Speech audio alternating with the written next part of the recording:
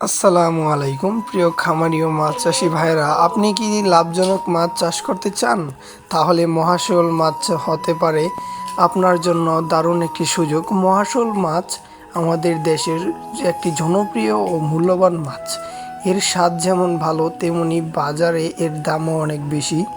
তাই সঠিক পদ্ধতিতে চাষ করতে পারলে অল্প সময়েই ভালো লাভ করা সম্ভব। প্রথমেই আসি পুকুর নির্বাচনের কথায়। মহাশোল মাছ চাষের জন্য মাঝারি থেকে বড় আকারের পুকুর সবচেয়ে ভালো।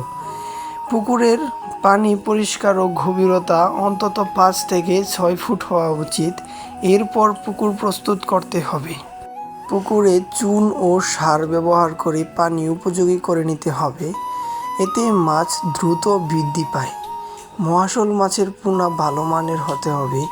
নির্ভরযোগ্য হ্যাচারি থেকে পোনা সংগ্রহ করা খুবই গুরুত্বপূর্ণ।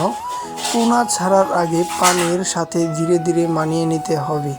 খাদ্যের ক্ষেত্রে মহাশোল মাছ সাধারণত প্রাকৃতিক খাবার ও কৃত্রিম ফিড খেয়ে থাকে।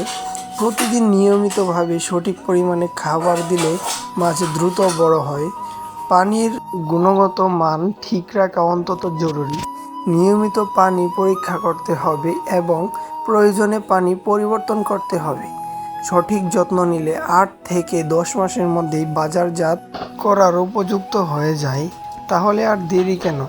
আজই শুরু করুন মহাশোল মাছ চাষ আর হয়ে উঠুন একজন সফল মৎস্য চাষী। ভিডিওটি ভালো লাগলে লাইক, কমেন্ট ও সাবস্ক্রাইব করতে ভুলবেন না।